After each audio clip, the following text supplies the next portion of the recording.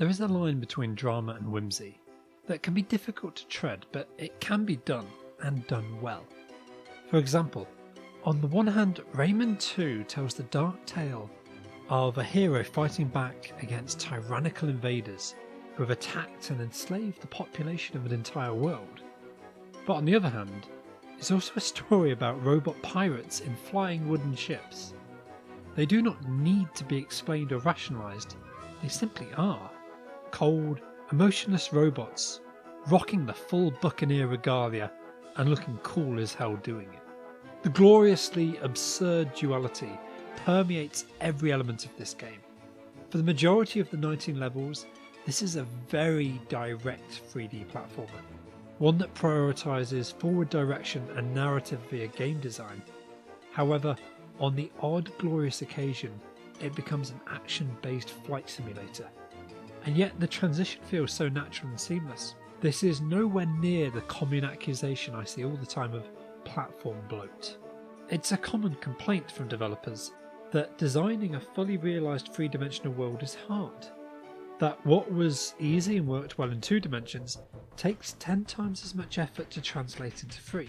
As a result, there was a tendency, particularly in the early days of 3D platformers, for developers to stuff their levels with mini-games, vehicle sections or side characters to try and pad out the gameplay. Whilst most of Rayman 2 plays out on foot, there are extended side sections that play more like a ski slope, vehicle running sections both on the ground, on a roller coaster and in the air. And yet these transitions keep to a very common control scheme and a design philosophy that's difficult to criticise. The game contains 21 levels, each of which were designed by a 2-person team within Ubisoft Montpellier, an artistic director and a technical director. As a result, whilst the game has a limited aesthetic palette, wooded forests transitioning into a sandy coastline, with occasional forays into pirate ships or ancient temples, every single level feels distinct. Playing through the game from start to finish, it is remarkable how little repetition there is between levels, as new concepts are introduced and then extrapolated on in subsequent levels in very unique ways. It is designed to be played through in a linear sequence, however there are some occasions when revisiting past levels are required.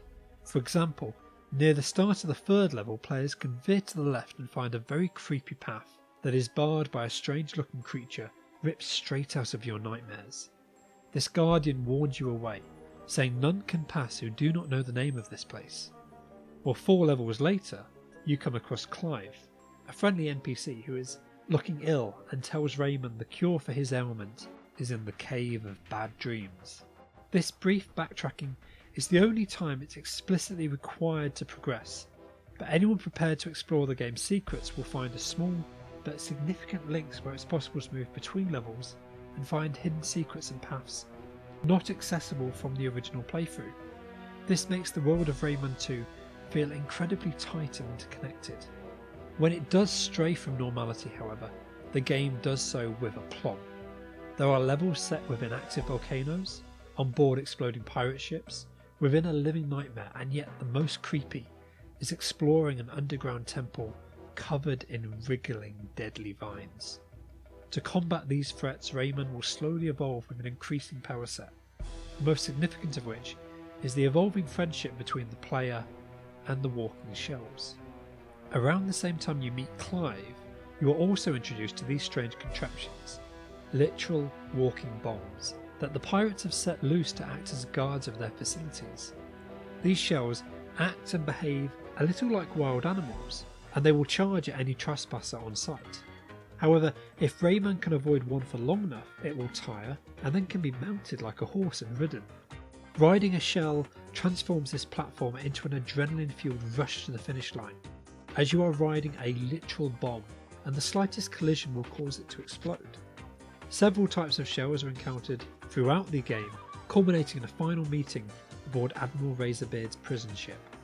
At the end of the game, as he prepares for the climactic meeting with his nemesis, Rayman and this flying shell greet each other like old friends, and they set out together to bring Razorbeard down. The emergent gameplay is a nail-biting final level that mixes impossible flying, weaving between narrow gaps inside the pirate ship, with a triumphant roar of approval. The music of this game is mostly ambient, however occasionally it will roar into life with a frantic staccato call and response that leads into a joyous motif, all undercut with relentless and ominous drums that perfectly evoke the pirate theme. This music matches the gleeful theme of the game so well, the spirit of adventure let loose with no constraints or barriers.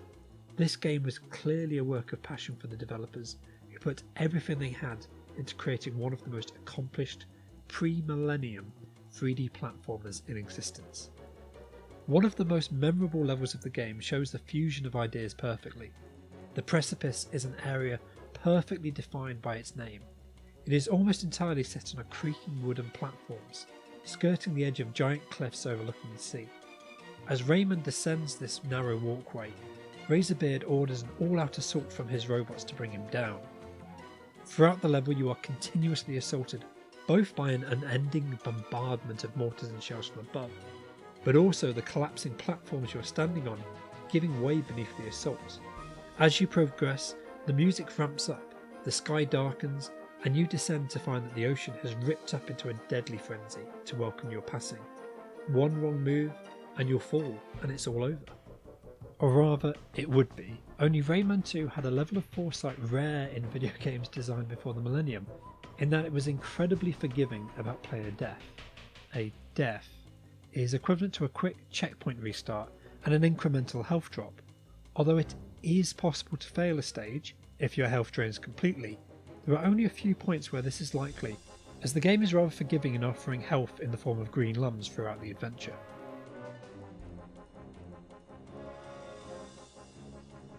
The drama is not undercut but enhanced by the associated whimsy around it. Near the end of the game, the player is treated to a strange cutscene where a nameless salesman appears before Admiral Razorbeard and sells him the Grogoth, a mechanical robotic warsuit with all the latest modcons.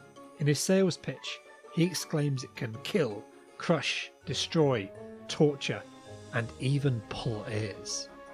It's a bold design choice to show the final boss being picked up from what is essentially a travelling salesman, but this unique attention to detail had me far more engaged in the final battle than if the giant robot had just been summoned for battle, as is common in these things.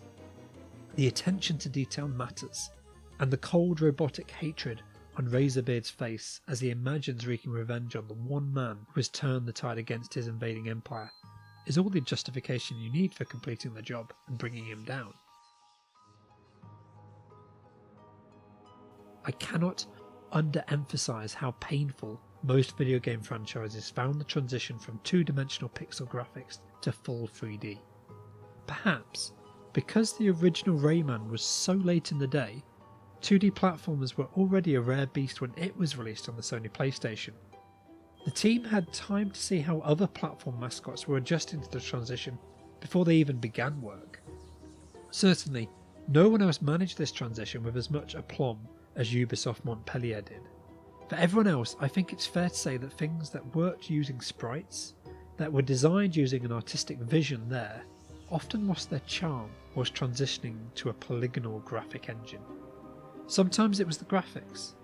For example, adventure games such as Broken Sword and Monkey Island went through some incredible growing pains, and sometimes it was the game mechanics that had to be completely rethought from the ground up.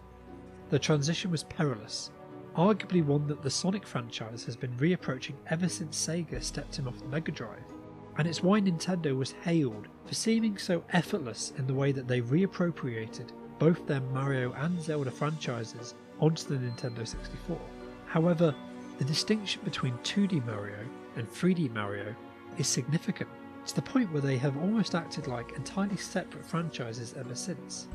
Similarly, the Zelda franchise adopted a formula for their three-dimensional games that never existed in the top-down fixed camera entries.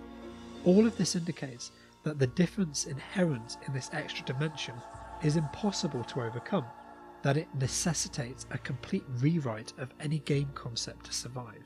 Well, this one underrepresented hero made the transition from 2D to 3D platformer just as seamlessly as Mario did, and he did so providing an experience that felt like a natural successor to the game that preceded it.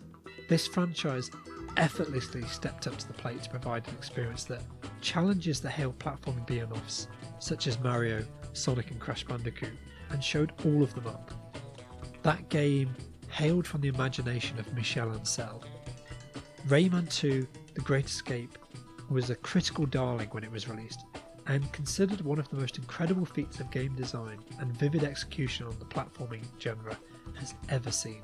Michel Ancel, Frederick Hood and Alexander Stiebel had pitched Rayman to Ubisoft just as most other game developers were on the verge of the 3D evolution. Whilst most franchises dived towards polygons, Michel was interested in the possibilities that a stable 60 frames per second could offer regarding fluid animations. Michel's design for this strange, limbless character resolves so many problems that most game artists face, trying to rearrange a character's limbs seamlessly as they move from one animation to the next. Ubisoft expressed interest and funded the team to set up a brand new subsidiary development studio in Montpellier. Rayman was the only real 2D platformer to accompany the launch of the Sony PlayStation console, and despite a slow start, eventually sold well and became one of the best-selling games on the platform. In fact, in the United Kingdom, it was the best-selling game on the platform.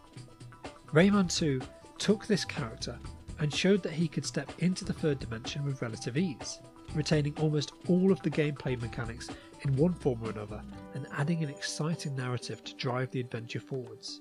In fact, the unique additions that the original game brought to the genre almost seemed designed with forethought for how they would improve the 3D experience. The hover lets you slow your descent and expertly align the difficult platforming moments.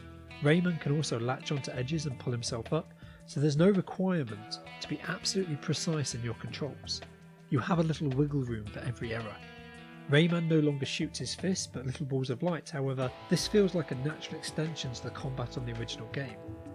And yet the new concepts and characters introduced in Rayman 2 would be extrapolated on in the sequel, and then reimagined when the franchise returned to 2 dimensions for Rayman Origins and Rayman Legends. Globox may have become a little grating with reuse, but here he's a tasteful addition to the franchise, being both comically ridiculous to look at, but his role within the game is to represent the huddled masses living beneath the pirate heel.